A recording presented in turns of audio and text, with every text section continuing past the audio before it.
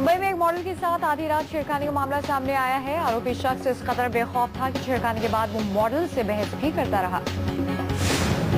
छेड़खानी के बाद मंचले ने मॉडल पर अभद्र टिप्पणियां की और उसके कपड़ों को लेकर बेहद अश्लील टिप्पणियां की। मॉडल ने गोरेगांव पुलिस थाने में मामला दर्ज करवाया। करीब 9 बजे अपनी बिल्डिंग से नीचे उतरी मॉडल को एक शख्स छूते हुए निकल गया। आरोपी ने कहा कि वो गलती से टकरा गया था।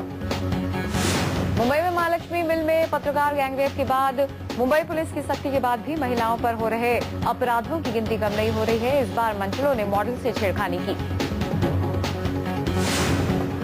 मुंबई के आर कॉलोनी इलाके में पिछले 12 घंटों में तेंदुए के लगातार हमलों से लोग दहशत में हैं। घने जंगलों से सटे इस इलाके में लोग रात भर पहरा देने को मजबूर हो गए।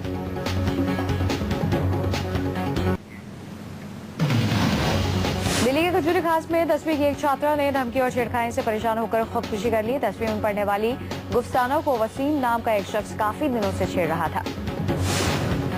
गुफ्ताना ने वसीम के ही डर से स्कूल जाना छोड़ दिया था और पढ़ाई घर पर ही शुरू कर दी थी, लेकिन तब वसीम गुफ्ताना के भाइयों को मारने की धमकी देने लगा। भाई की बुरी तरह पिटाई के बाद वसीम की धमकियों से परेशान होकर आखिरकार उसने खुदकुशी कर ली। कानपुर में मोबाइल पर बात कर रही एक लड़की को उसके भाई ने ही क्लोज रेंज से गोली मार दी। लड़की को गंभीर हालत में अस्पताल में भर्ती करवाया गया। भाई को शक था कि उसकी बहन मोहल्ले में ही किसी पड़ोसी से प्यार करती है और वो उसी से ही मोबाइल पर बात कर रही है। पड़ोसियों ने आरोपी को सिरफिरा बताया है। अजमेर में गैरकानूनी रूप से रह रहे एक पाकिस्तानी को पुलिस ने गिरफ्तार कर लिया है। शख्स के पास अजमेर का नहीं दिल्ली का वीजा था। थाने से सटे भिवंडी में एक पिता ने अपने 1 साल के बेटे को लोहे की पाइप से पीट पीट कर मार डाला। बच्चे की जान बचाने के लिए मां गिड़गिड़ाती रही। आरोपी पिता इस बात से बेहद नाराज था कि उसका बेटा अतहर जमाल अंसारी दवा पीने से इनकार कर बड़े भाई के साथ खेल रहा था। हत्या कर पिता फरार।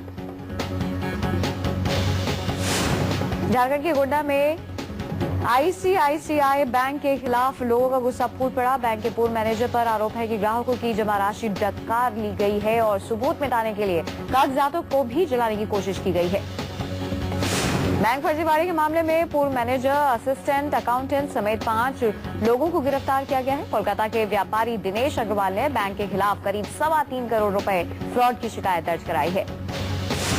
दिल्ली के वसंत कुंज इलाके में एनजीओ अर्थ सेवियर फाउंडेशन की देखरेख में रहने वाले दर्जनों बुजुर्गों को सीनियर सिटीजन डे के मौके पर बेघर होना पड़ा। दरअसल एनजीओ ने आशियाने को 5 साल के लिए लीज पर लिया था, जो कल खत्म हो गया। दागी सांसदों और विधायकों पर अध्यादेश के खिलाफ कड़ी टिप्पणी करने वाले कांग्रेस उपाध्यक्ष राहुल गांधी आज प्रधानमंत्री मनमोहन सिंह से मुलाकात करेंगे। सूत्रों के मुताबिक राहुल गांधी सुबह मनमोहन सिंह से उनके आवास पर मुलाकात करेंगे। प्रधानमंत्री और राहुल के बीच इस अध्यादेश पर चर्चा किए जाने की संभावना है। आज केंद्रीय कैबिनेट की बैठक होगी, जिसमें दोषी ठहराए गए जनप्रतिनिधियों के संबंध में लाए गए विवादास्पद अध्यादेश को वापस लेने का फैसला किया जा सकता है। कांग्रेस उपाध्यक्ष राहुल गांधी इस अध्यादेश को पूरी तरह बकवास बता चुके हैं और उनका मानना है कि इसे फाड़कर फेंक देना चाहिए। अपनी अमेरिका यात्रा से वापस लौटे प्रधानमंत्री आज शाम होने वाली कैबिनेट बैठक से पहले राष्ट्रपति प्रणब मुखर्जी से मुलाकात करेंगे। प्रणब ने अध्यादेश से असहमति जताई थी।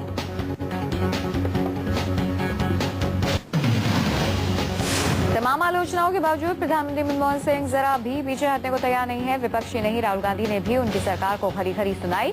फिर भी स्वदेश लौटे ही उन्होंने साफ किया है कि वो इस्तीफा नहीं देंगे।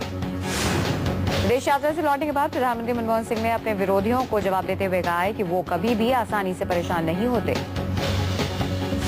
प्रधानमंत्री मनमोहन सिंह ने प्रेस कॉन्फ्रेंस में ये भी कहा है कि पाकिस्तान के प्रधानमंत्री नवाज शरीफ ने देहाती औरत जैसी किसी भी तरह की अभद्र भाषा के इस्तेमाल से इंकार किया। बीजेपी अध्यक्ष राजनाथ सिंह ने यूपीए अध्यक्ष सोनिया गांधी के खिलाफ मोर्चा खोलते हुए कहा है कि अगर वो प्रधानमंत्री का जरा भी सम्मान करती हैं तो राहुल गांधी से कांग्रेस अध्यक्ष पद से इस्तीफा देने के लिए कहें। बीजेपी अध्यक्ष राजनाथ सिंह ने कहा है कि उनका ये बयान हास्यास्पद है कि बीजेपी पीएम का मजाक उड़ा रही है और पूरी कांग्रेस पीएम के लिए एकजुट है। बीजेपी अध्यक्ष ने कहा कि प्रधानमंत्री मनमोहन सिंह का मजाक राहुल गांधी ने उड़ाया है।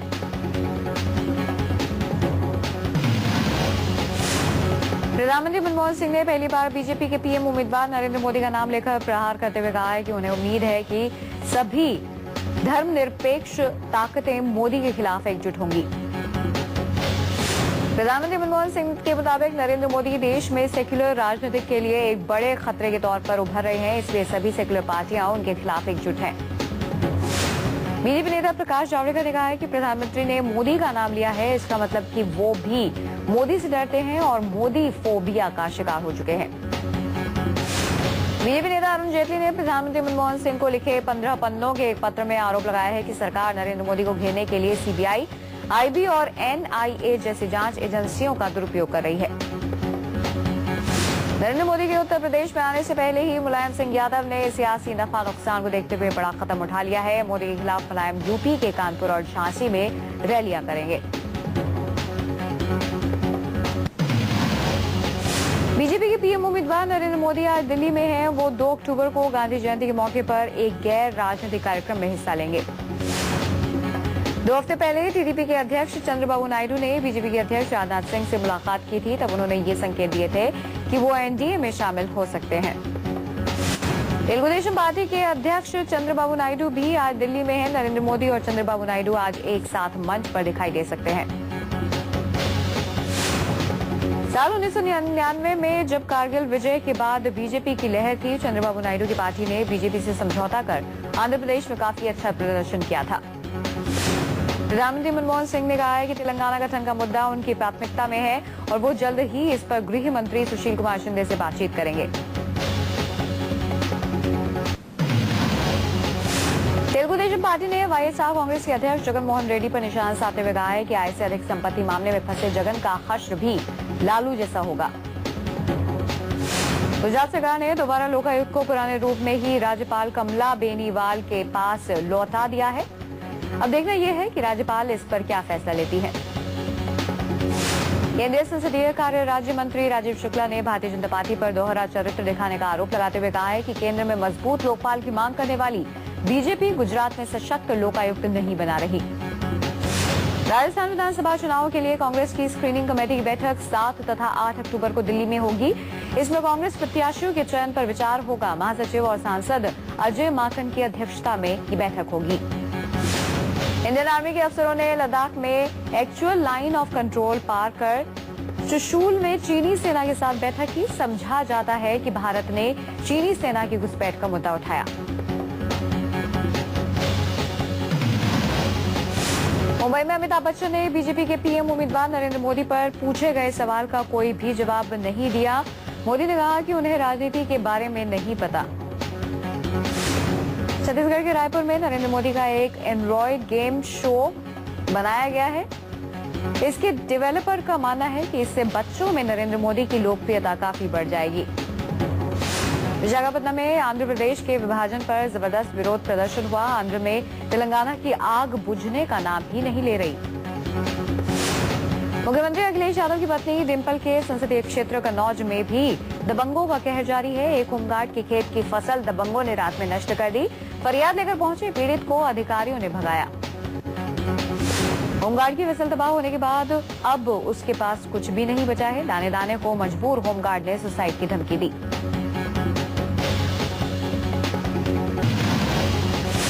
भ्रष्टाचार के एक मामले में 4 साल जेल की सजा सुनाए जाने के बाद राज्यसभा सदस्य और कांग्रेस नेता रशीद मसूद ने कहा है कि मैं 100% बेकसूर हूं।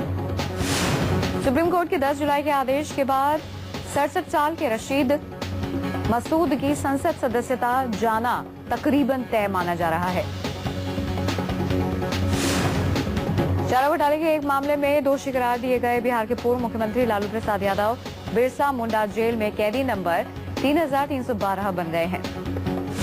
चारा घोटाले के एक मामले में दोषी ठहराए जाने के बाद जेल में बंद आरजेडी अध्यक्ष लालू प्रसाद यादव को सत्तू काफी पसंद है। जेल के नियमों में इसका जिक्र नहीं है, लेकिन लालू इसे जेल में भी खा सकते हैं। बीजेपी के नेता प्रकाश जावड़ेकर ने भ्रष्टाचार के दोषी नेताओं की गिरफ्तारी पर राष्ट्रपति प्रणब मुखर्जी को क्रेडिट दिया है। जावड़ेकर ने कहा है कि अगर वो अध्यादेश पर असहमति न जताते तो ऐसा नहीं होता।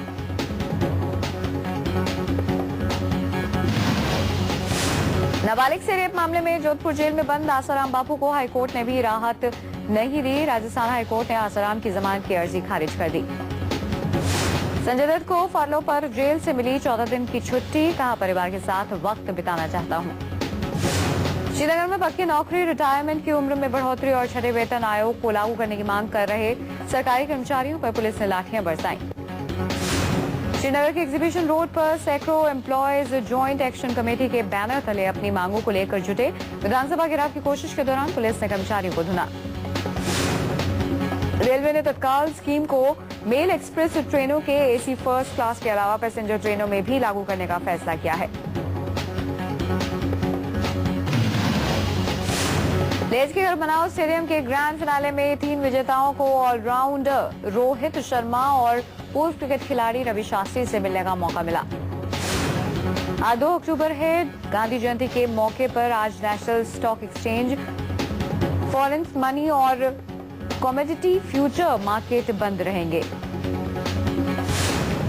सरकार की तमाम कोशिशों के बावजूद अभी चालू खाते के घाटे पर अंकुश नहीं लग पाया है। चालू वित्त वर्ष की पहली तिमाही में ये घाटा बढ़कर 21.8 अरब डॉलर यानी कि जीडीपी के 4.9% तक पहुंच गया है। सुप्रीम कोर्ट ने गैस विवाद से जुड़ी याचिका पर रिलायंस इंडस्ट्रीज, सरकार और दूसरे पक्षों को नोटिस जारी किया है। बॉलीवुड के किंग खान शाहरुख खान दक्षिण कोरिया के सद्भावना दूत बनेंगे। भारत में दक्षिण कोरिया के राजदूत की पेशकश को किंग खान ने कबूला। हसीका मैपन पर खुलासा। चेन्नई सुपर किंग्स के खिलाड़ी माइक हसी का कहना है कि आईपीएल सट्टेबाजी के आरोपी मैपन ही चेन्नई सुपर किंग्स टीम को चला रहे थे। हसी ने अपनी किताब अंडरमीट द सदर्न क्रॉस में ये खुलासा किया है, जबकि श्रीनिवासन ने मैपन से पल्ला झाड़ लिया है।